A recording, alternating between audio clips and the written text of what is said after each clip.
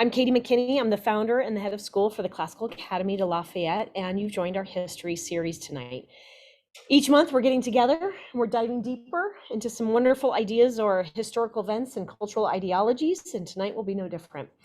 I actually had a couple visitors come to school today, and after I shared with them a little bit more about what we're doing, they said, oh, and they're probably in their, I guess, 40s, 50s, 60s, they said, can we come back to school, please? So while that's not exactly practical, we're going to do the next best thing. We're going to bring the classroom to you tonight. So our talk tonight is called The Role of Family Throughout U.S. History. From native tribes to European settlers, the family unit has been a stabilizing aspect, really, of life and in the Americas for generations.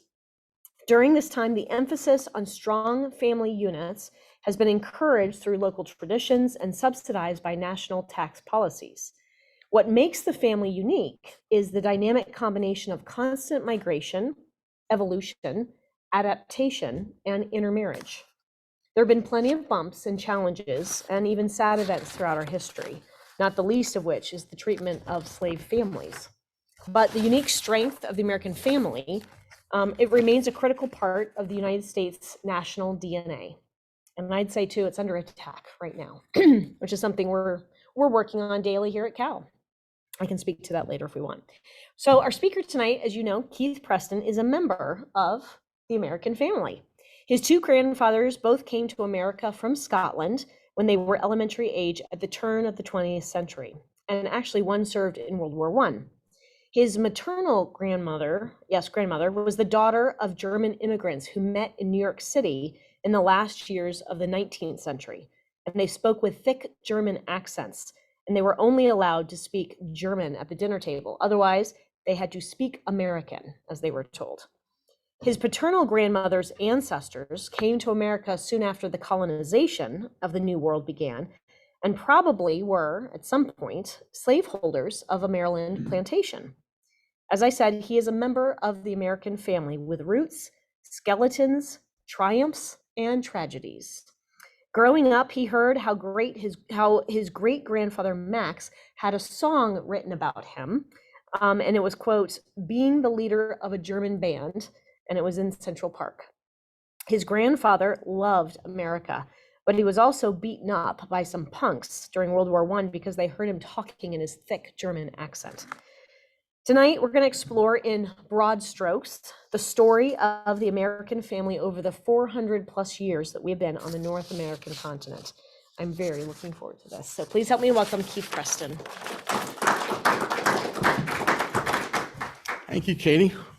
And broad brushstrokes as usual, even more so with this one, because in a lot of the other ones, we've had sort of a narrative to follow. This happens, then this happens, and then this happens. And to a great extent, we're going to follow a narrative here too, from the first initial colonization by the English in North America. We'll also talk a little bit on the side. How are we looking? I'm sorry, we need to have a technical interruption because people cannot see you on the other end. So, or you can keep talking, Keith, and we'll get everybody. Well, what I was going to say is that we'll touch a little bit on the difference of English colonization and how that impacted the way that the family was going to develop in the English colonies, which eventually become the United States of America, as opposed to the Spanish colonization, the French colonization, and some of the other colonizations that go on in the New World. So, in fact, most people probably don't know, but we know the story of how American, or I should say English colonization, swallowed up some of the early colonies. The Dutch area, which eventually becomes New York, was originally New Amsterdam, was New Netherlands, eventually becomes New York. But most people aren't aware that Delaware and some of these other areas around there were Swedish colonies in that area. In fact, it's the Swedes that gave us the log cabin. And so we had different kinds of colonizations besides just the normal English and some of the other colonizations that go on early on in the area that we call what's eventually going to become the United States of America. So on this picture here, I wanted to cover a couple of different things. Obviously, the famous Norman Rockwell Thanksgiving dinner thing. We're all kind of getting ready for that a week from today, aren't we? And what is it? Are they saying the turkey? I saw a lot of turkeys. I hear they say there's a supply chain problem with turkeys. I don't know. I've seen plenty of turkeys going around. I'm not just talking about the guys that you're driving around the highway with. I'm talking about the ones that we're going to eat at dinner. And then I chose the picture in the top left because the families that came over from England were very proud of what they had achieved with this wilderness land. And so the paintings they would have, very much like the Dutch paintings you'll see Rembrandt and some of the other Dutch masters paint, are of these families and their wealth and how things went. And then at the bottom, I have obviously a Native American village there and the families that are different there. I'm not going to spend a lot of time talking about, in fact, for the most part, I'm not going to talk about it at all because very little of what went on in Native American family life eventually became part of American life. We do have reservations. We do have, certainly out in the West, you'll have a little more of that. But to a great extent, it's the migration from other areas that's going to be part of the story of the American family on this this presentation tonight. All right, so let's talk a little bit about, just get really general about humans. Humans are very social animals. You don't see, at least it's hard to tell. My wife and I spent a lot of the summer enjoying watching the ducks and the ducklings and all the different little flocks of new ducklings. And after a while, it's hard to tell, which ones are the aunts and the uncles and the cousins, all that stuff. But humans do. We keep track of that because we are by nature a very social animal. Because humans, of the animals, their superpower is intelligence. That is what they have. They don't fly well. We don't run as fast as other animals, but we think through things. And it's also one of the reasons that it takes a while before you have a human become an adult, because it takes a while to pass on some of the social interactions. How do you survive? How do you do certain procedures in life? And a lot of these have gone on for tens of thousands of years in human beings. And those family ties are one of the things that's worked in protecting humans who, until recently, were prey more than predator. And so you had to have that family structure in order to protect the survival of your youth. That's why adulthood is at 18 or so. That's usually about when the maturation, especially of the males, is enough to be able to protect and defend not just his immediate family, but the entire social group of family itself. And we pass this knowledge on through our families. So when you look at a very basic idea of family, you have a certain amount of intelligence that's passed on by the oldest members of the family because they've seen the most and they understand things. Then you have the middle level, which is basically the parents who are raising children, and at the bottom level are the children. And our society as such, it's been more and more difficult to keep that entire thread together. We kind of tend to go different ways for a lot of different reasons. It may be a family changes, or a family splits off, or there's been a death, or in many cases we see today, our children go to school and bango, right away, I've got a job in San Francisco, I've got a job in Miami, or whatever it happens to be. And so the family kind of goes that way. So we've hoped to have enough time to pass on this information, this knowledge, this wisdom from the oldest members of the family down to the youngest members. I'm going to stop here and tell a little story, and that is that many years ago, you've probably heard this name, Dinesh D'Souza, came to the school where I was talking about. And this was early on in his career. He'd left, I think he was in the Reagan administration at one point in time. He'd written some books, and we were able to get him for a very reasonable price. And the question was asked from one of the kids in the audience, what's the difference between an Indian family and what you've experienced? I think he came over to America when he was 14 or 16 or something like that. What's the difference between the two? And he says, I can tell you a story really quick. I'll show you the difference between the two. And it is a big difference between American families today and many the way the families are run around the world.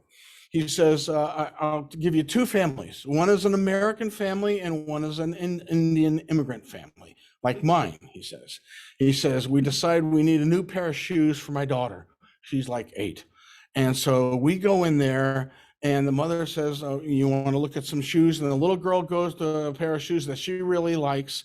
I want these, Mommy. And the grandmother right away says, those are not well made. Those will fall apart. You'll need to buy new ones in a year. And the mother says, yeah, grandma's right. And then so they look for another pair of shoes. The American family comes in and the little girl goes in and says, oh, mommy, I want these. They're the ones that you run around and the lights come on and all that sort of stuff, right? And so mom buys those shoes. And she's going to replace those within a year because they're cheaply made in a location most of us are probably familiar with, and in a process that's not designed to last long. It's just designed to until the battery wears out on those little lights, and then who cares, okay?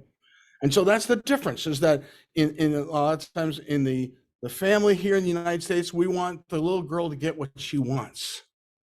And these families, other families around the world, they respect the wisdom of the oldest member of the family who's been around the block a few times and knows that those shoes are not going to last. And you should get another pair of shoes that will last longer. Maybe the little daughter isn't going to like it, but she's also probably used to that process ending up that way.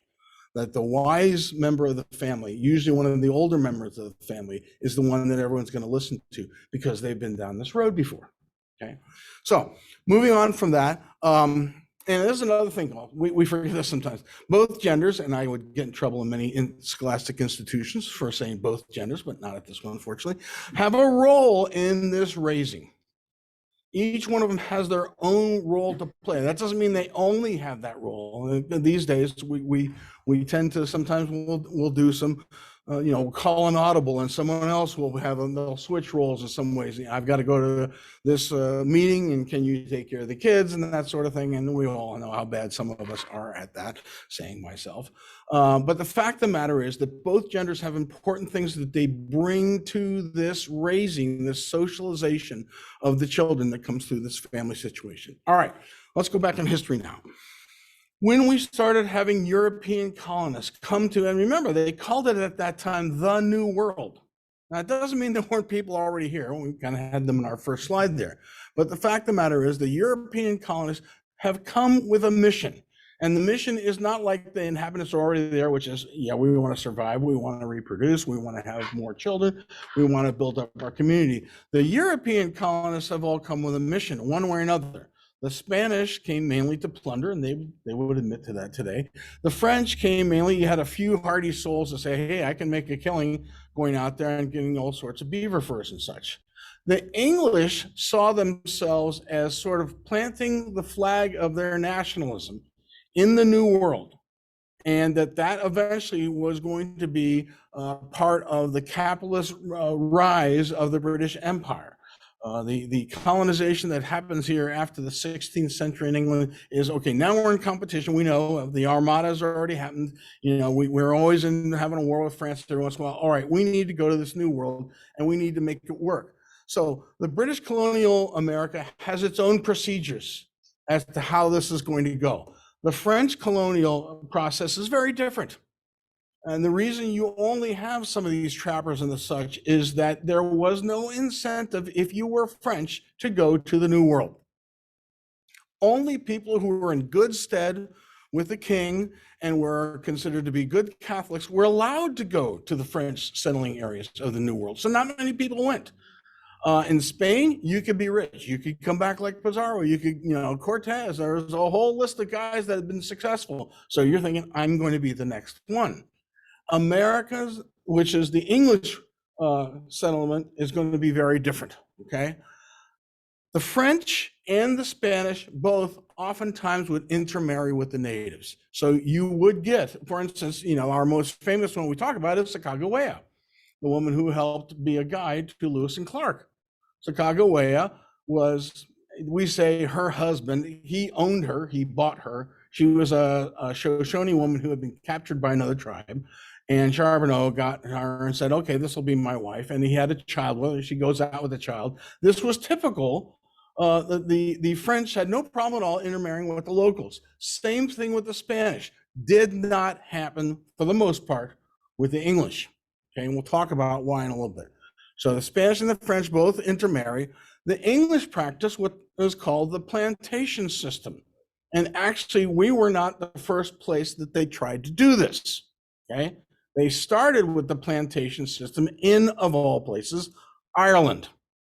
So I often say, my dad was a brand management guy in his career. And so I say that they test marketed this idea of how this would work in Ireland when they conquered Ireland, particularly when you had Cromwell went over and conquered Ireland. They had no intention of intermarrying with the local Irish. Not that the local Irish probably would have been interested in that at all, okay? But the fact of the matter is, it wasn't even in anyone's thought. When the British conquered an area, you'll see this repeated around the world, you'll recognize that they pretty much live apart. In fact, if you see anything in Kipling's books and some of the others about British colonial Indian stuff, it's scandalous whenever there is interaction between the British and some of the locals. I remember years ago that there was what's his name? David Lean's last movie, I think, was Passage to India. And part of the scandal was this interaction between the British gal and Indian native, not native, but he was a Rajah of sorts. Anyway, so when the British came in, they conquered a place. They lived separate from it. There's very little intermarriage going on when the British are in Ireland. The same approach is going to be used in North America. There's going to be very little. Now, we often say, oh, but what about Pocahontas? Okay, I want to say two things about Pocahontas, okay? Number one, she did not marry John Smith. We always get it wrong, and I wasn't surprised, I guess, when Disney got it wrong. She married John Rolfe. John Rolfe is the guy who said, hey, you know what will work really well here? Tobacco.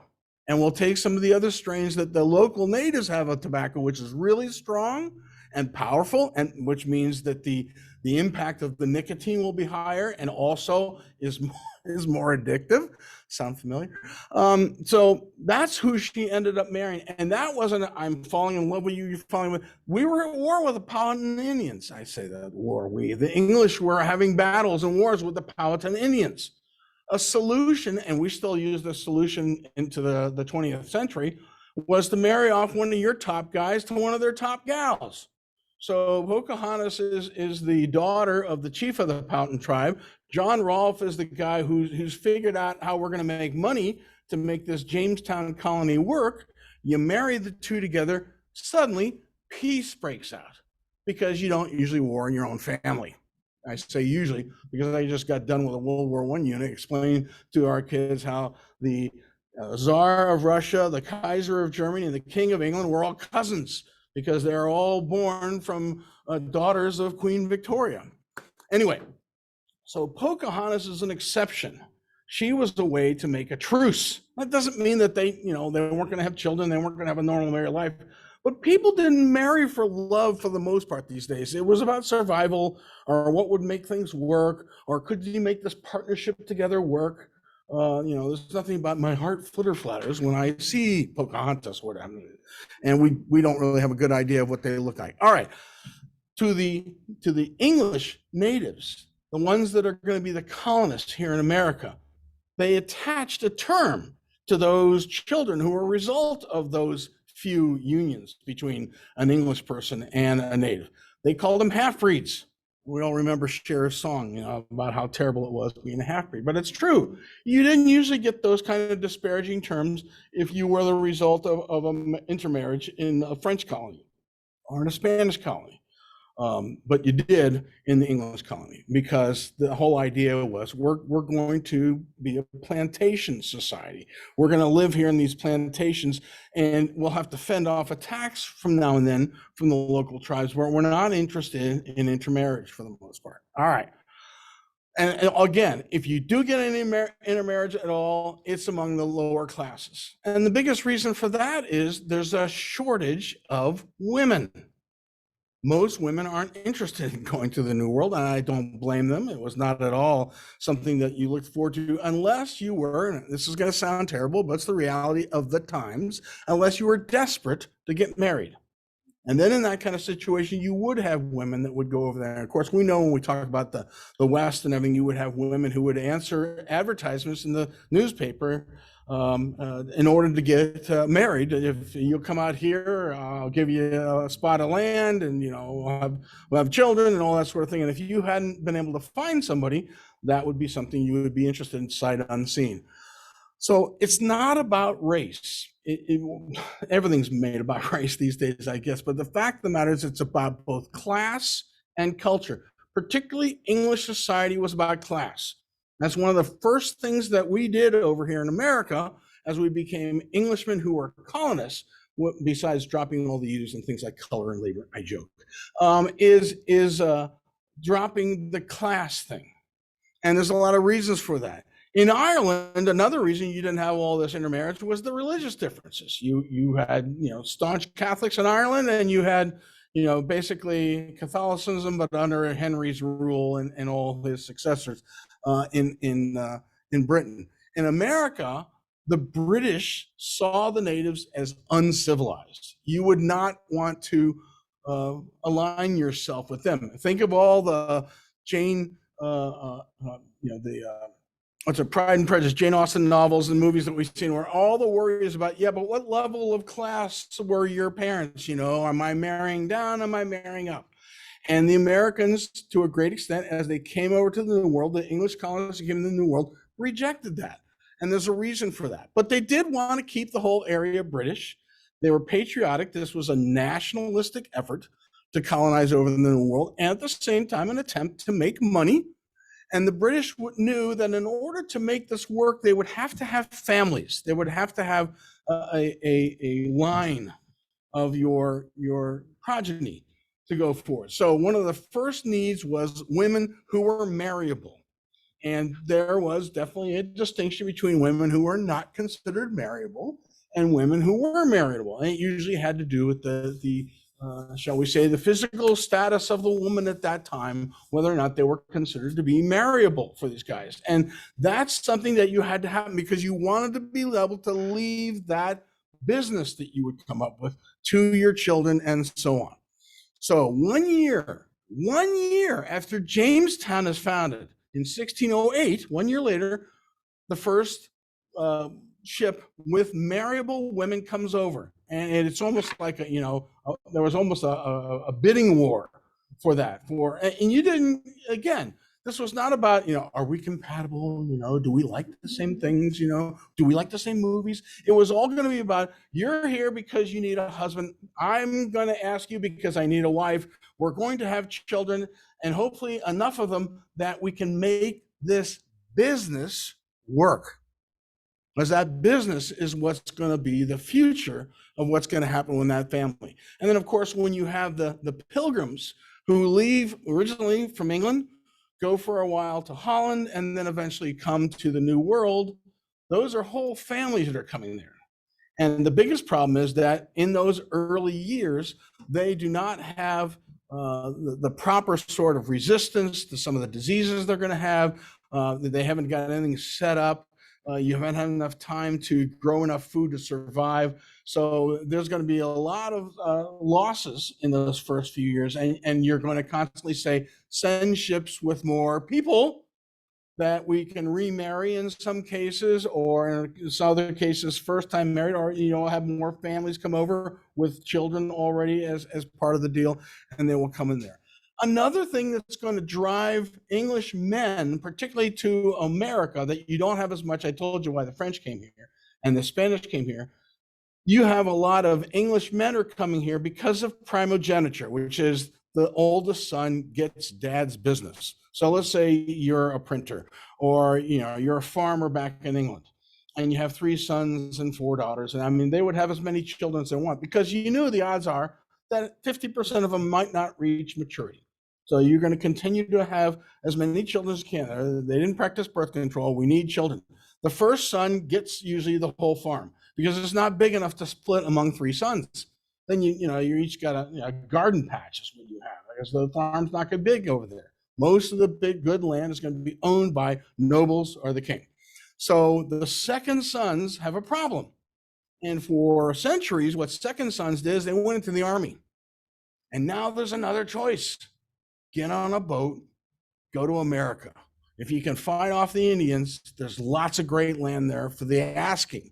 And the king wants you to do that because he wants to inhabit that land. He wants to build that up. And that's part of what's going to provide wealth to the empire, and also provide a balance of power from the French in the north and the Spanish in the south. So primogeniture is going to drive a lot of good young men, ambitious men, to the New World. So the colonial dream in those days was land, wife, children. That results in an estate. So when you look at a guy like George Washington and say he was so brave, and he was, yes, and he also married the richest widow in Virginia. Okay, and it's funny. I know that they cared for each other, but the fact of the matter is, her husband died early. She's got this estate, so she can't run it, and she meets George Washington. George Washington, sees this wonderful woman and this estate, and she's got two children who he kind of raises as his own the best that he can. And that's how you look at Mount Vernon, they added land to that, but that's how it all got started. So this is a typical thing that you're going to see: wash, rinse, and repeat. Now, if you go all the way back to Jamestown, by the time you get to the American Revolution, you're talking 11 generations. Okay, so that's a lot of people. That's a long period of time for these people to build up estates. Somebody dies next to you, maybe they've got a couple hundred acres out there, they have no sons. You buy it at the estate sale, you add it to your land, you work that. Today we look and see what kind of car you drive and what kind of clothes you wear, and that tells us whether you're wealthy or not. In those days, all this land around here, the whole county, belongs to George Washington. Oh, he's wealthy. Okay, because you have that land and you can do things with that land. So that's the dream. That's the dream you have. Yeah. You say Jamestown? I'm talking about 1607, Jamestown. It's the first permanent English colony. So you're saying there's 11 generations? You can't count it up. It's about 20-year generation? Yeah. I'm talking about, you go 11 generations before you even get to the Revolution. So you go from 1607 to say 1780 or so. You're talking, you could have as much as 11 generations in that period of time. By the time you're even thinking independence, you've already got 11 generations of this process and the way that they look in it. Now, you do have kind of you don't have nobility. We never had nobility here, but you do have kind of a nobility in the fact that your family's been around a long time. You're very successful. You've intermarried with a lot of other families, like the Lees. The Lees were the family of Virginia, were the most famous because they've been around so long.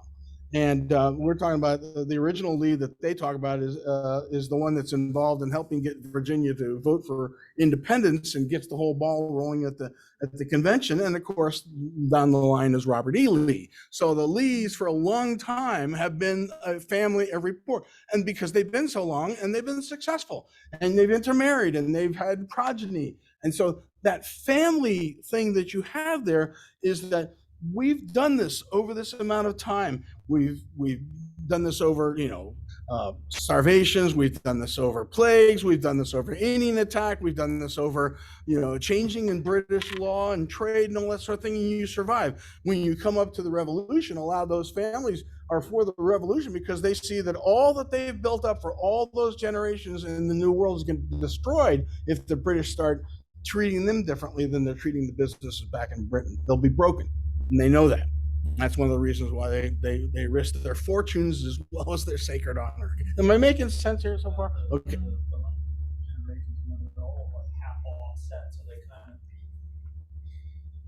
And it's not. Those are the kids of baby boomers, but Gen Z is the kids of Gen X.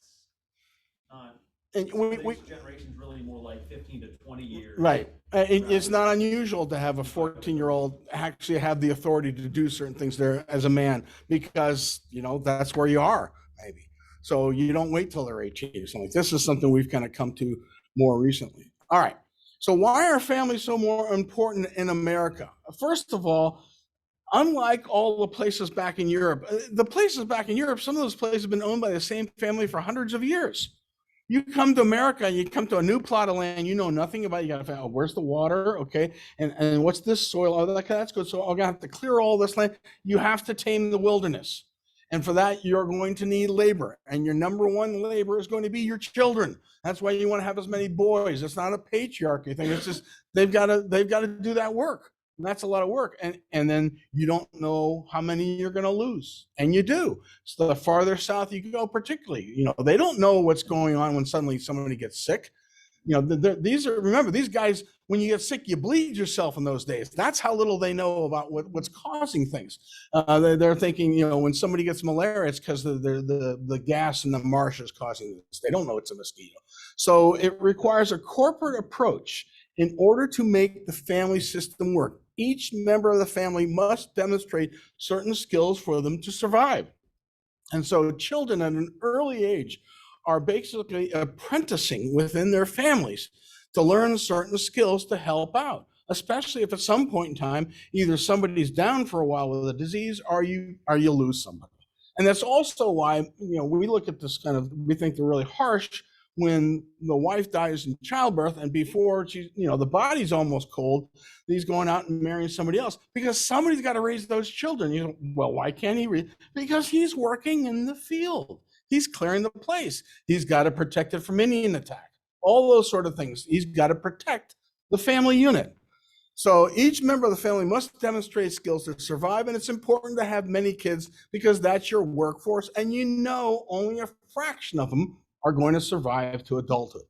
Good example of this, we talk about Abraham Lincoln and hammering the thing into the wilderness. And he had a son that died when he was 4. He had Willie died when he was 10 in the White House. We had Tad that died a couple of years after he passed on. Robert's the only one survived. He had 2 daughters that never married, and the Lincoln line is gone. That's the kind of thing that would happen to you. And this was a guy who was president of the United States and had 4 children. So it isn't like, they weren't trying to do what they could to keep the workforce, if you will, going. But that's not unusual at all to have those kind of odds in a family in the colonial wilderness like that. All right. Antebellum families. Go ahead. Commenting on the impact of the English Civil War in the mid 1600s on a potential flow of refugees into the Union. Well, I think more than anything, what he's talking about, there was a time period in the mid 1600s where there's an English Civil War. The biggest blessing that had to America was what we call the time of salutary neglect, which means they weren't enforcing the laws. And so they're saying, hey, that no trade regulation. And think about it with no trade regulations. We're going to trade with everybody. Until that time, the English said, you can only trade with England. And that's how they said, if you trade outside of England, your money's going outside the empire. We don't want that. So you can only trade, you build lumber here or fish up in Boston or whatever, it's got to go back to England or it's got to go to a West Indies, British colonial place. So for that time when the English Civil War is going on, they're trading everywhere. And that actually fits in a little bit of our story. And that's how Washington goes to the West Indies at one point in time in the 1700s when things are still kind of loosey-goosey. That's when he got smallpox. That's where we think, that's why he doesn't have any children. We think that left him unable to father children. But it also, in the end, his brother dies, and his brother is who he inherits Mount Vernon originally from. So those kinds of things play a role into all the trade policy, what kind of plagues are going around, the interaction you have, who you can trade with. And so what we call these antebellum families, which are basically the first half of the 1800s, that's before the Civil War. You have in the South, you have what we call the Southern landed gentry. They've taken a lot of that land that Andrew Jackson was able to evict the Indian tribes for in the South, and those lands eventually became the cotton growing lands. By now, you'd figured out how to make cotton work between obviously a slave population, but even more important than that was the cotton gin, which allowed you to produce so much cotton. One of my favorite pictures is right before the Civil War. There's a picture of a steamboat going down towards New Orleans, and the thing is so packed with bales of cotton around it, almost up to the top of the smokestacks. It's just amazing what they do. So they're making money down there as the landed gentry, and for them, it's very much almost like genteel nobility thing. And of course, you look the other way on as far as the slave population that you're able to do that from, because societies had always used slaves. I'm not excusing at all what America did with that, but it's not like we invented that. It had been part of many places. In fact, we were using slavery for quite some time before the British finally killed the slave trade that's going on. But that was true plantation lifestyle then. They didn't need to have any business to do with anybody in the area, particularly once they had kicked most of the native tribes out. Then down in the Midwest, through the Ohio Valley, places like that, that's where you started getting the middle class starting to get built there. You had shopkeepers, you had businessmen, you had schools, and different populations would come in and they would bring something to the mix. And you would find your little location on the river or on the creek or OS because you needed water first. And you say, I'm going to have a family business and I'm going to have my sons working. You know, the one we think of is Anheuser-Busch. Hey, we're right by the Mississippi River. You know, we've come from Germany. We're brewmeisters, and it's going to go all through all my sons. You know, how many Augie Bushes have we had in the St. Louis area? I think the fourth is the most recent one. Yeah, so that's what you do. Northeastern merchants are going to build businesses. A lot of times they're going to have to do with the trade that they could do across the Atlantic. And so I don't know if anybody here ever been inside the Massachusetts State House. You go in the Massachusetts State House and over the speaker's chair is a big plaque with a codfish on it, because that's how they know the wealth of the Massachusetts colony initially came from all the codfish that they would pack in brine barrels and send back to England, and made a lot of guys very wealthy. So that's how they're going to build their businesses there.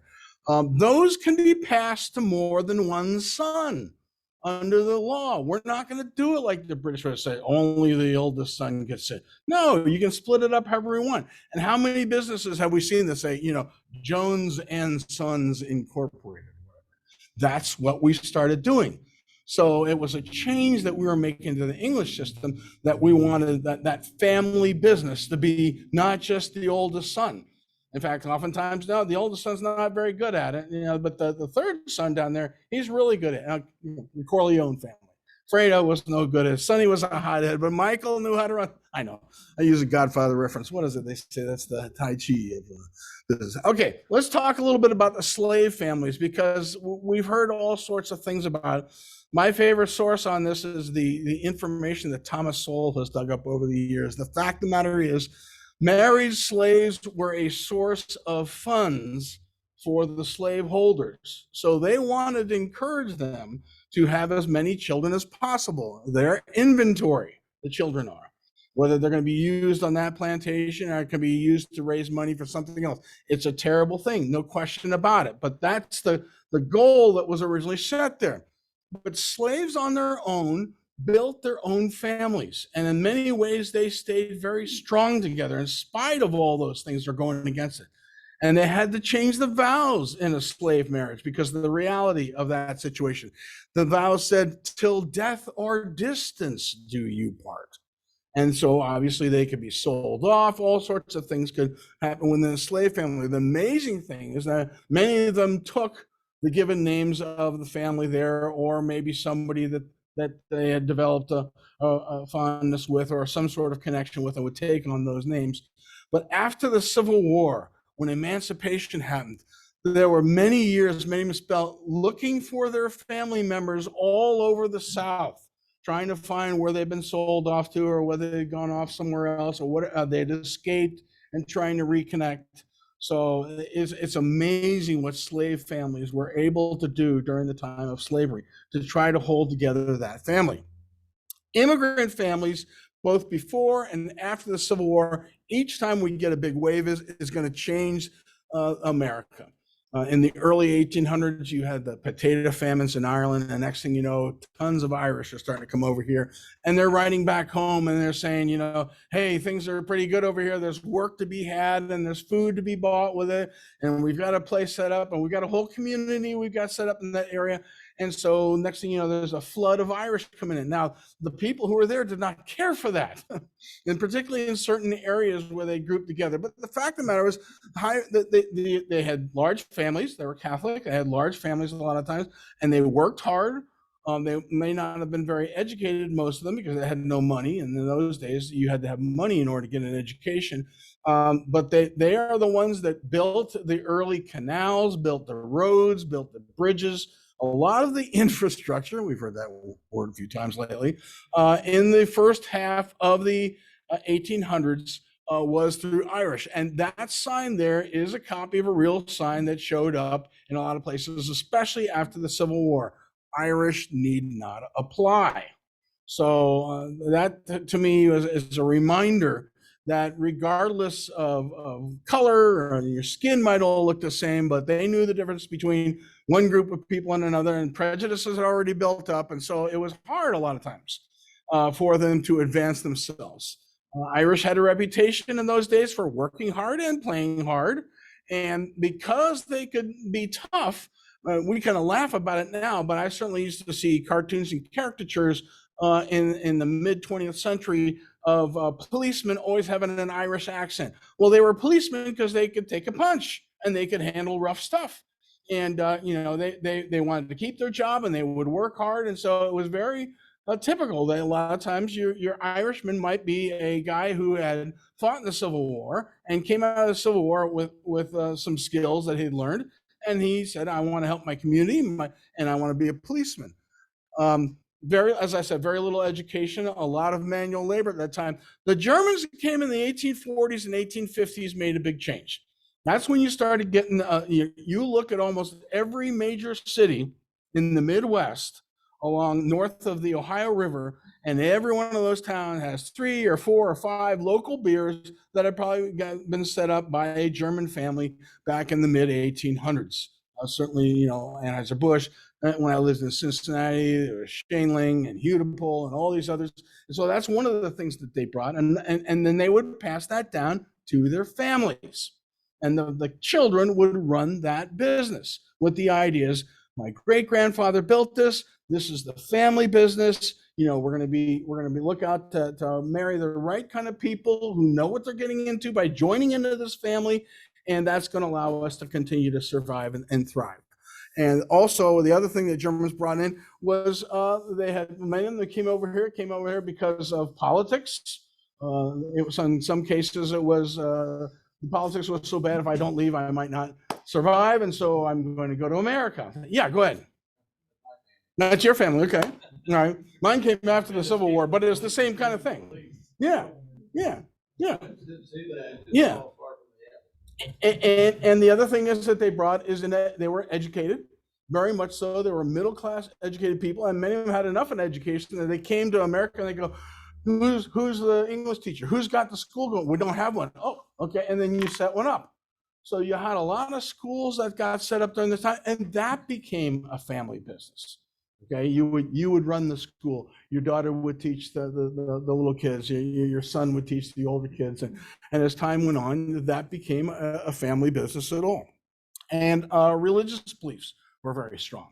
That's when you get a lot of those places. They say, I'm going to set up the school. My brother's going to set up. He's going to have a church over here, and the whole family became. Sorry, it became almost a family business. Siri, you're not invited. And so you would build your own empires this way, okay? And it was a family empire. And this is what this new country wanted. It wanted families to build communities. It wanted those communities to set up their own rules. That's why our Constitution was the way it was, that you had a federal government to protect, the country overall. But everybody accepted that the states and the localities were going to run things, because every state, every locality has its own way it wants to do it. Some of them may be all from one area. I spent some time in Racine, Wisconsin. And in Racine, Wisconsin, I was told while I was there that there are more Danes in Racine, Wisconsin than any other city in the world except Copenhagen. The phone book was full of Sorensens and Olafsons and all this. And for some reason, they all had come there. And it was because of families. Somebody would get there, hey, it's really good. Bring Uncle so-and-so and bring Grandma and Grandpa. And the next thing you know, you got this whole community of all these families, many from the same area, and they've inhabited this place. And now they have their own sense of community, because America is allowing that to happen. They're encouraging that to happen. They're helping the whole thing grow. And it's wonderful. Big country's going to need a lot of cheap labor. And so when we decided we're going to build this railroad across the country after the Civil War, that's when we started bringing in Chinese immigrants from the West Coast to do the part of the railroad that's leaving from the West Coast to meet in the center. And in the center part, you had Irish and other people, a lot of them veterans from the Civil War looking for a job afterwards. You can work the railroad, okay? And then, of course, they met at Promontory Point in Utah. And then the problem after that is, what do you do when the railroad's done? And a lot of the Chinese families ran into persecution after they were finished with the railroad. And so what they did, they and other families got together and set up their own communities in those cities. So while the most famous one is in San Francisco, obviously Chinatown, there are many cities on both coasts where they have large Chinatown communities. And a lot of them got started by these families saying, this is where we're going to go. And we're going to have our own businesses there, and we'll work with other families to develop this whole area.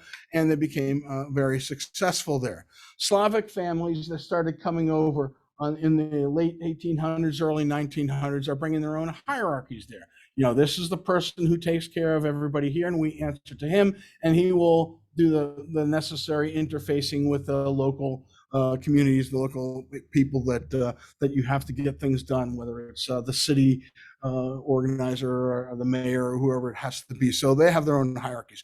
Jewish families bring their own strong traditions, as some of them are seeing difficulties in Eastern Europe, in Russia, and some of these other areas. They start coming here, and then in many cases they're running into prejudice too, and so they start anglicizing their name. You know, Steinberg becomes Stone, or et cetera. You know what I'm talking about, and the different changes that you do in order to try to make sure that you're given the same opportunity to succeed as everyone else. And so they often come over here. And then Italian families bring many kinds of things here, you know, and many kinds of businesses. The point I want to make here is that these families all come here with something in common, regardless of what their family structure is, regardless of what their background is, and that is they're ambitious. They want to succeed. And they've been told that America is a place where they can do that. And enough of them are successful and do achieve that it keeps coming. I know that my great-grandmother came over here on her own at 18, nobody else. And luckily, after 2 or 3 years here, that's when she met my great-grandfather, who was a musician. I told you heard the story about Max, the leader of the German band, played in Central Park. And it did have that song. My grandmother used to always tell me about that. When she was telling me, I had no idea what she talked about. Now I appreciate that. I get what she's doing. She's passing on to me what her family did and what her brothers did. One of her brothers played in the place where the Marx Brothers were always rehearsing and doing things. And he would come home at night and around the dinner table, he would tell the whole Marx Brothers new routine because he was part of the orchestra and he heard them do it several times a day. By the end of the day, he knew the routine.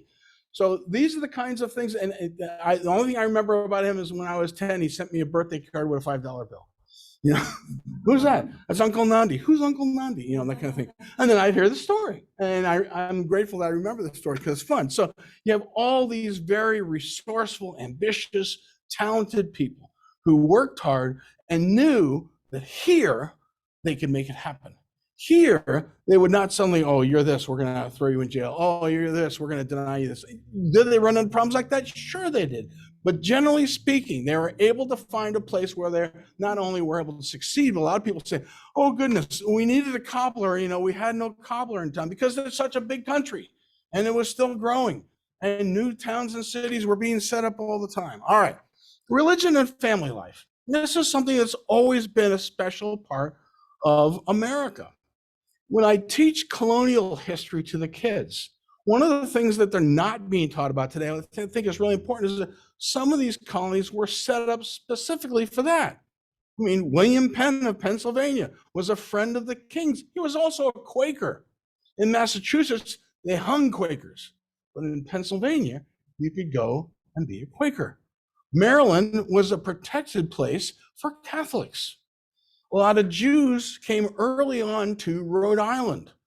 Religious tolerance, while not perfect, was certainly something that was on the tongue of the colonists there. And one of the early writings that got Jefferson noticed and eventually got him to be asked to do the Declaration of Independence, was his treatise on religious tolerance in America. And that's how it makes it into the First Amendment. As people said, no, that's got to be one of the first. That's important. We want to make sure that that's there. So while there's been religious differences, obviously, in time, and it's caused problems, tolerance was a goal. And it was something that we've grown up for a long period of time saying, well, in America, you should be able to expect tolerance because it's in our ideals. Our Constitution, our Bill of Rights are ideals. Now, obviously, it's not perfect because we're humans, but it is a goal that we have. So demonstrating the First Amendment is key. And there's key familial moments in our religious observances, in our weddings, in our funerals, in our christenings, in a lot of our religious things. What used to be the thing they have down there, they've changed the VP fair or something like that, okay? So there's a lot of different parts of the background that are part of American family life and part of our culture that we've seen. And so many things that we see that happen in a religious setting, okay? So that they become intertwined after a while. And it's part of your family life, it's part of your cultural life, it's part of the nation's history, it's part of our background, it's part of what we see to happen. I remember my dad showing me his dog tags, and on many of them they would mark on there, what was your religious background if you wanted something done, if something happened to you. So that's always been an expectation. Now, I know that it's declining in today's generation. We're probably more secular as a nation now than we've ever been. Well, all I would say is that I think that's something that kind of it goes back and forth. So, and when tough times come, what's the old phrase they used to say in wartime? There are no atheists in a foxhole. Exactly. I had a child that I knew that was the same religious background that I did, and for a while said, I'm not interested. And then he came back after his stint in Iraq, and he had been in the firefight with Uday and Qusay when they were trying to get Uday and Qusay. And he said, I couldn't hear a thing. I was yelling at the top of my lungs. I'm firing all these weapons. Traces going everywhere. He says, I'm yelling everything that I could remember from Sunday school. And in the middle of that firefight, it came out. Okay, that's part of what our heritage is. Whether we practice it now, that's part of our heritage. This is one of my favorite propaganda posters from World War I. And it's making a specific pitch to some of these families. Why? Because so many of the families in World War I have got families still very much active and alive back in the countries that we're at war with. At that time, we're at war with Germany, Austria-Hungary's empire, and even the Ottoman Empire.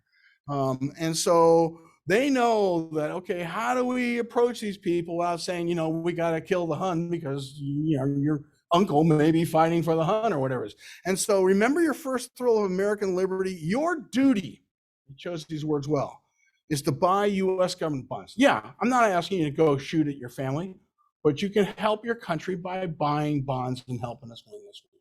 And so I've always loved that. And of course, the question is, what's going to be the stronger pull for these people?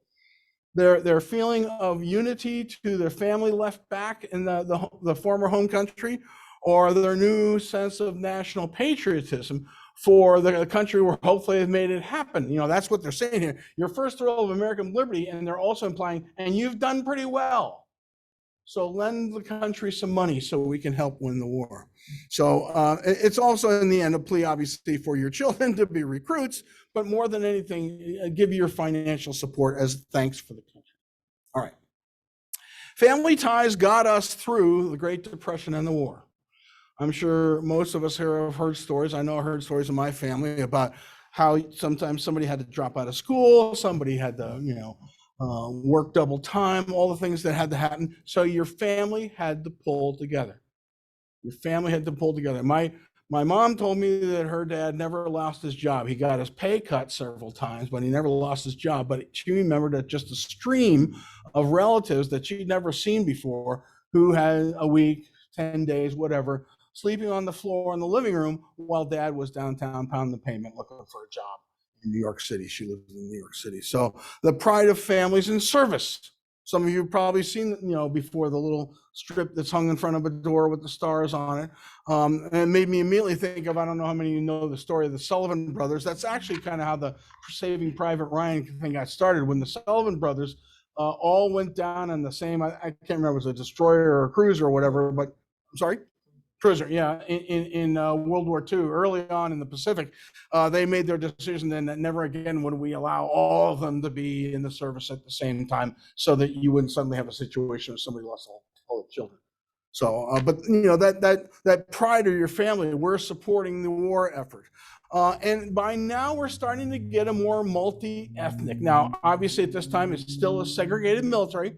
So you look at those World War II films, you're not going to see any black soldiers in there, which is obvious. But if you watch the other ones, especially the ones made during the war, there's always, the smart guy from the Bronx, there's the Italian guy from Philadelphia, there's I'm talking about. All the different ethnic stereotypes are thrown in there to make everyone feel like, hey, we're all one family. And they're out there because that's what the family explanation is going to do. Glo and I just watched, it's the first time she's seen it, we watched Giant the other night with James Dean on it. And one of the things they made the point of is one of the earliest guys to sign up and go fight in the war is one of the local Latinos that's supporting the big ranch that's there. And how the whole time they have not treated them fairly, but suddenly they all give him respect because he's standing there in his American uniform. And Hollywood loves that theme. They love the theme of the unity of Americanism being available to all, even though it's not accurately in practice. It is an ideal that people say we should do better at that. This is something that is part of America. And then you can't see it there, but I talk about the Go for Broke unit, which was the Nisei unit, the 442nd, one of the most decorated units in the whole war. But they were all Japanese Americans. And even though they were born in America, we didn't quite trust them because their background was Japanese. So they fought in Europe. They did not fight in Asia. And I bring that up because I have a little sense of connection to this one because my son is married to a young lady whose grandparents were in the internment camps out in Arizona in 1941, 42, 43, around that time. So we've talked about that a few times, about what the experience was like to be an American and yet you're in an internment camp because you're not trusted, because we can tell, no Germans were in internment camps because you can't tell, but you can tell with the Japanese that, okay, obviously you're Japanese, so we're going to put you in these camps. We make our mistakes. We try to learn from them. We make an acknowledgement what happens, and then we hope to not do something like that again. Post-war inequities show up in an acceptance of families. Some families were not accepted at the time. Interracial families. I was talking to my wife the other day. I don't even blink when I see an interracial family these days. But boy, for a while there, I remember at one point in time, my mother-in-law said, I feel so badly for the children, because the children would not be, it's the half-breed thing again. And then we started to see changes after World War II. Very soon after that, Harry Truman desegregates the military. And so that at least is acknowledgement that it is something that should have come a long time ago. Military service becomes a ticket to immigrant families. I had two students who were from Africa who were not citizens who fought in Iraq. One of them got a Purple Heart, and he got his American citizenship as a result of his service. And as far as I'm concerned, he earned that baby. So, and I think we feel about that as a nation, that you're part of that American family. That's part of what's going on now. Families are separated out sometimes by location, your earnings, your culture. We used to have something called redlining in real estate. That's illegal now. But ways that we would separate people. Yeah, you had some. Was there something called the civilian conservation? Yeah, that's during the New Deal. Right, but I mean, and then weren't there young boys and men who were in that? Didn't they just like live in camps out in Yep. the woods? Yeah, somewhere? and they were usually young toughs who would have been in gangs in the city if they'd not been in the CCC. Right, and didn't they make some of them? Didn't they like go on to fight in World War II? Absolutely, because they learned that they had leadership skills and they learned that they liked it. And some of those guys were the first ones who would be out, on the Bataan Death March or, early on in World War II, because they had gone right from the CCC, which was disbanded, I think, in 38, right into the military. So they would have been in the military before Pearl Harbor, a lot of them. So that was unintentional, but that did give us some preparation for that. And again, that's in those days. What have they got a revival lately of West Side Story? You knew where the borders were because of of, this is the Puerto Rican side of town, and this is the Italian side of town, and the 34th Street is the dividing line, and sort of thing. And that's changed over time. That's evolved and changed. Intermarriage will do that. John Rolfe and Pocahontas got it right. It's just taken us a while to get farther into that now, and we don't think about that as much as we used to. But a lot of times there's still a separation at this point in time in culture. And we refer to the culture that we feel is not quite like everyone else as the other. It's been called that when you learn about. They're different. They have a different God, or and that's changed over time. But at this point in time, it hadn't happened yet. Now, Lyndon Johnson, God bless him, had what he thought would be a solution to these problems, especially as we were trying to break down the Jim Crow laws and the civil rights movement had gone on. Okay.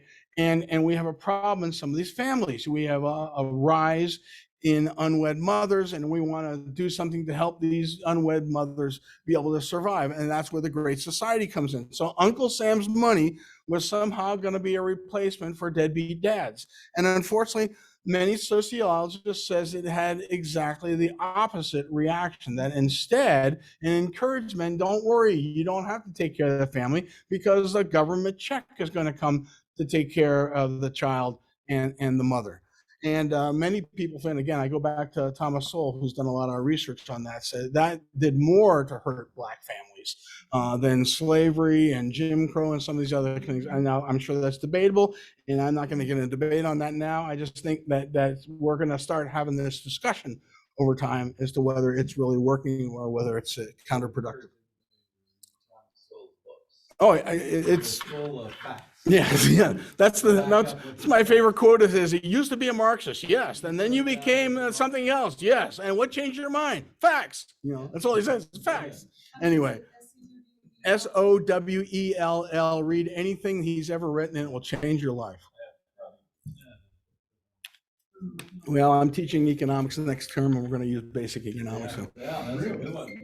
Yeah. Anyway, so the urban culture led to an acceptance of out of wedlock births, and that's really been harmful to the urban world, to African Americans, not just them, because it's a mixture of a lot of different cultures in there. Now, there's a very famous and much maligned sociologist, Charles Murray, who's been writing a lot lately about what's happening to American society because of some of these changes. And he says the breakdown is spreading. So now families that used to be middle-class families, the amount of out-of-wedlock births is skyrocketing. And I bring that out not because it's a morality thing, but because all the studies show that the greatest instance, the greatest change in success in a family being able to survive and be able to thrive is whether or not there's two parents in the home, and whether or not there's a single parenting going on there, because there's so much you have to do if you don't have two people in a partnership work on that. And what does that say? Is that a criticism of single mothers? No, exactly the opposite. But wouldn't it be great if that didn't happen and you had two people working to make that happen rather than one person trying to feel like, I strap a broom to my back and sweeping the floor at the same time. So that's the challenge that we have today. It's a cultural challenge more than a money challenge. It leads to the drug problems that we see the increasing failed schools, because there's not the follow through that there would be if you had an intact family. So we've been looking over the last number of years. I know I'm running a little over time, so I'll try to wind it up here, that we're redefining what is a family. The 70s and the 80s are very different, and the concept of family is beginning to change. The concept of family can be, okay, if it's better for you to be out of that marriage, then a single parent household is what it's going to be. But, it's a lot of work and it's very difficult. Single parent family is anything but a disgrace. There's a lot of people who made that work, but it's very challenging to get the success that you want to have for those children. And still earn the money you need to and make things go forward. You have some people that tried communes in the 60s and the 70s. Some of those still continue in a couple of places, but in the end, all people are not equal in their efforts or in what they contribute. And so eventually you get resentment in a commune, because there's always going to be somebody who works harder. There's always going to be somebody who doesn't work hard enough. And those usually make those things go badly. Homeless gatherings and campsites, you've probably seen them around different cities in the country. They are growing at an exponential rate. Some people thought that COVID would make those things go away. It did not. If anything, it probably made them worse. And now you have a situation, you have gay marriage, you can have gay families, you're going to have trying to adopt there. How well will that work? But in a lot of cases, they may be hopeful a situation for somebody who is in an orphanage. That can be a very difficult thing. We've got illegals trying to get to their family in the United States. We have different laws. We're saying we want to be kind. At the same time, we don't want to make it easy for somebody to break the law and come here without going through the proper process. Many people today live far away from their relations. You used to be, everyone was within 40 miles of each other, probably until the late 19th century. And now I've got one of my daughters is in Canada, and you all probably have, relations spread all over the place. This is something which is very different. And so we have to work to try to keep those family situations together, keep in touch with each other and reach out and help each other. Marriage is changing. No fault divorce was instead of the trip to Reno for the quickie divorce, changed things such that it made it people felt it's not working, I'm going to get out of it, and maybe that's right. But the fact of the matter is, it did obviously lead to a big increase in divorces, and the courts are trying to address the inequities for custody between men and women. It's gone both ways. It's been like a pendulum. There's a while when the man has more money, and so he's going to get more access, and the mother won't. And then it went the other way around. Well, the child should be with the mother. Everybody knows the mother is the nurturer in the family and that sort of thing. So it's a very difficult thing to work out. And custody battles more and more over things like school visits, deadbeat spouses who aren't keeping up with things, drug problems, behavioral problems. It's a very different world that we're seeing than we've seen a long time ago. Now you have DNA tests to prove parenthood, to prove paternity. In these situations, and that sometimes is good and sometimes not so good. And then of course drug arrests. Do you have a prison record? I became the custodian for my brother's two girls when he passed on, and we went down there to the court to you go before a judge and you present all the things, and we knew pretty much that it should be okay.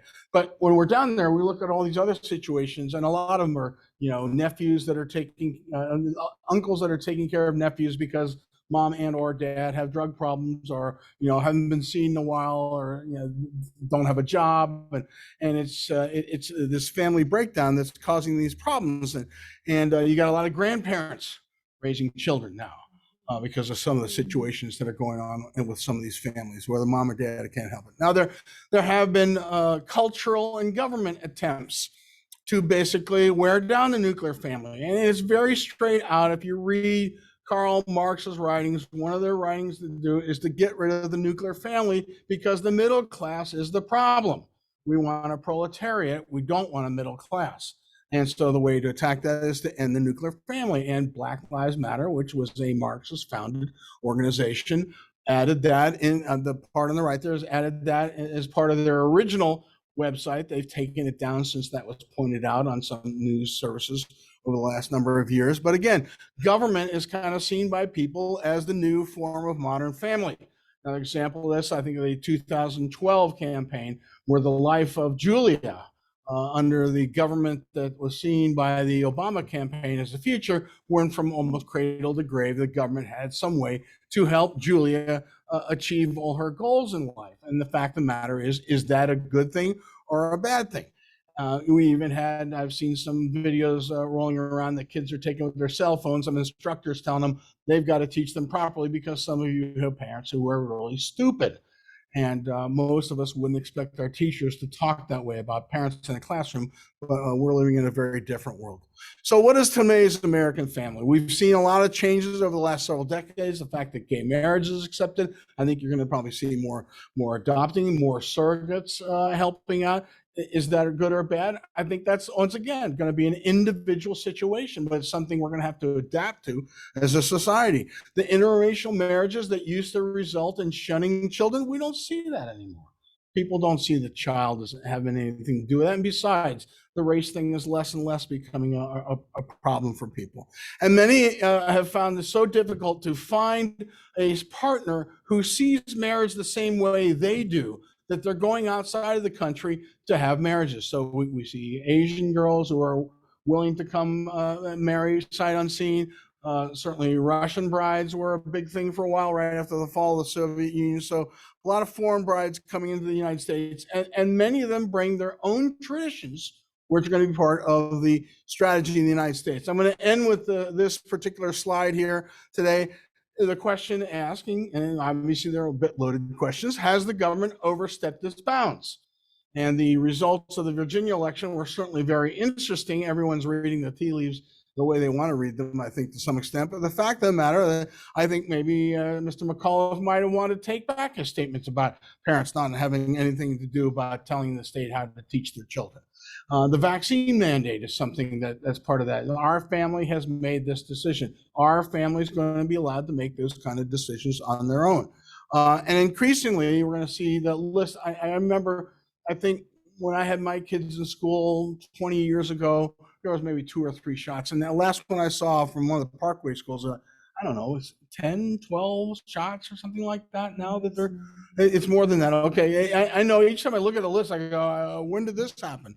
So, my opinion, my children would get maybe 1 shot, and right. then 2 weeks later get a second booster or whatever. They were born in 86 and 87. Then 4 or 5 years later, when my sister had her son, now it's 95 or something like that. He was getting his shots all at one time. He has autism, Right. or Asperger's, Right. whatever you want to say. Right.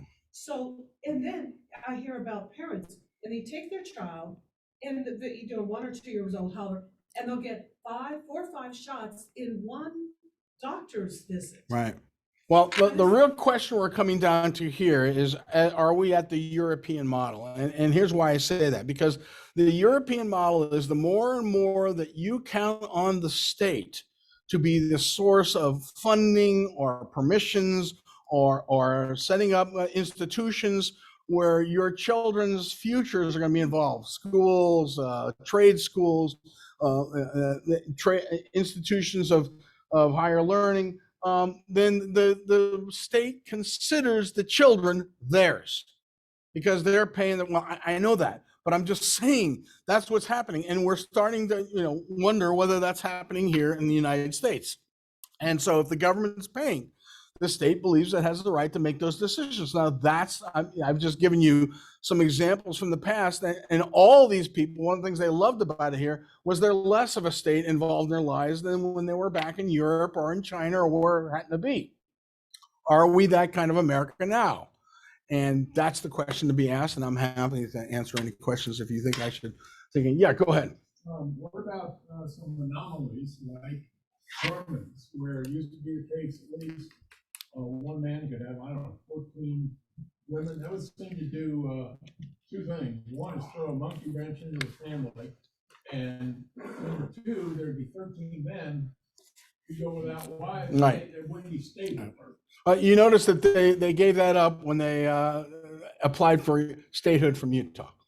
So the official Mormon church gave up polygamy as part of the deal to, they weren't going to get statehood if they didn't decide to give that up. Now, it doesn't mean that you don't have still some different parts of it. I think, who was that one guy, the guy that got shot at Ruby Ridge or whatever it was? That was, anyway, there was an incident involving federal law authorities, and the guy had more than one wife. He was from a side branch. He wasn't part of the original church, but he was Mormon, of the old style, shall we say. But I think there's a number of different reasons why they rejected that in the end, especially for the Mormon church. But to some extent, some of what I'm saying here applied to why some of them originally approved of that. And that is, you might have a situation where you had women who were not going to get another husband. And if you were going to get more than one wife, that meant your expenses were going to go up. And so most of the Mormons who were having more than one wife were also able to afford having. And I don't mean that to disparage women, just to say it's another person and more children that are going to come from that. So Somebody had a hand up there. I was just gonna mention that a lot of, with the early Mormons in this country, in the US, a lot of them were taking on their now deceased Yes. brother's wife, Yes. and they had 2 wives. Yes. at the time. Yes. And, so it was kind of there's two sides of the Right. I'm trying to think. Yeah. And they were able to justify that obviously biblically because there's a lot of situations there, but also it made good sense as far as the taking care of these women who had been widowed in many cases. Any other questions? Yeah. Was there something, I think when Britain, when people in the 1600s, people were coming over from England, and was there something, I think it's called planters? We know a family, Mhm. we know of whose, is named like Charles Woodbury Wallace, Mm-hmm. Wallis, Okay. in Beverly, Massachusetts. Okay. There is a stone that has their name, their family name on it. It says granted by the King Yeah. of England. Yeah. Yeah. And was that planters? That's how the original colonies got set up. Most of those colonies were grantor colonies. Penn was a good example. The Quakers were not popular with the Anglican Church back there, but William Penn got this deal because he had been a good friend of the king when he needed. I'm just escaping me right now exactly which king, but that's how he got that deal. He said, can I have this land over there? And you notice that Pennsylvania is not on the coast. You have to go in the interior there. So he didn't think he was giving a prime piece of territory to William Penn. Was saying you can have this area bounded by this area, and that's how Pennsylvania came about. Almost all those were grantor colonies. Some of them, Georgia's the wildest one. That one was supposed to be a charity colony where a lot of people were going to be taken out of a life of filth in the prison, and we bring them to the fresh air of the new world and put them down this colony. And what happens after that is suddenly no more money came there. Those guys sat down there. They were told to raise a colony of silkworms, and they gave them the wrong mulberry trees, and the silkworms couldn't eat those. And so all the silkworms died, and those guys were stuck there. Nobody was going to bring them back to England. And the guys who went to visit said, this is the most hellish place I've ever seen on earth. That's how Georgia started. Okay. So each one of them has a story like that to it.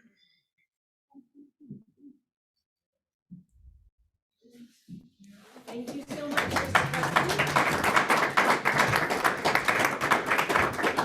I will close with two comments. One, obviously Thanksgiving is coming up next week, so we'll be hopefully cherishing family in that way. But we are going to have a speaker. She comes every year, and she is a descendant of some of the Pilgrims who came over on the Mayflower, and in fact, a descendant of 10 of the signers of the Mayflower Compact.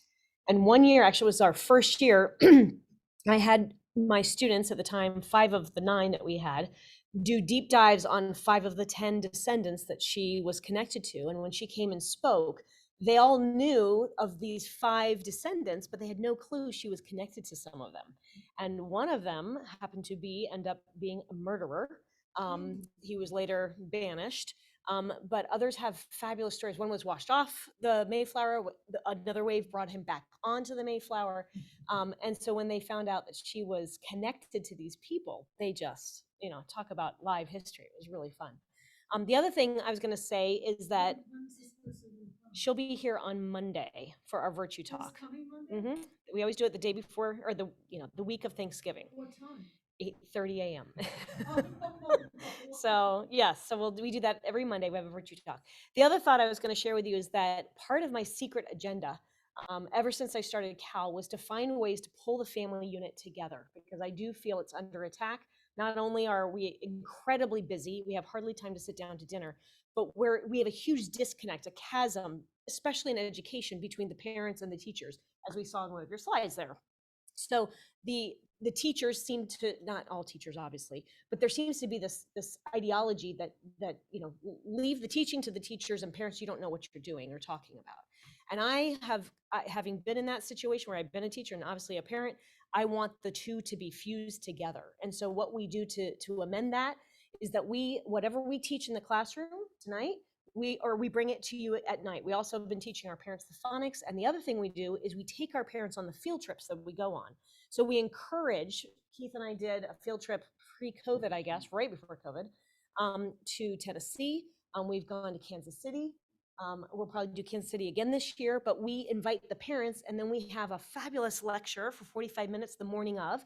Then we go and we see the World War I Museum, or we go to the battlefields of Civil Wars battles, and we've gone to Martin Luther King's museum. And so we get the parents become educated. We give them a little homework pre-field trips so that they, and what the result, my goal is that when you sit down to dinner, you have this great convergence of ideas, and you as a family grow closer together. We've experienced this in our own family. We studied the ancients, and then we took them to Rome. It was the most amazing experience. And it's one of the reasons I wanted to start this, was to help. I didn't want anyone to miss that.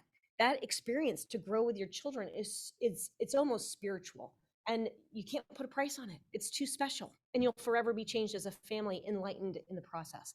So it was kind of this place where we are with family in our culture is not inspiring to me. And so this is an antidote to that. And it's a lot of fun. Beth can speak. She's been a part of some of the classes, and of course the history. And so it's a lot of fun. Why would you not want to? So anyway, thank you again for coming. We look forward to seeing you in, I guess, are we doing one? We're doing in January. In January next. So happy Thanksgiving, Merry Christmas, and Happy New Year. What's the one in January? Is that the media one? I don't remember. I don't remember. It's on your email. Yeah. Look on your email. I don't Yeah. remember. Anyway, thank you all for coming. Thank you all for coming here. Have a good night.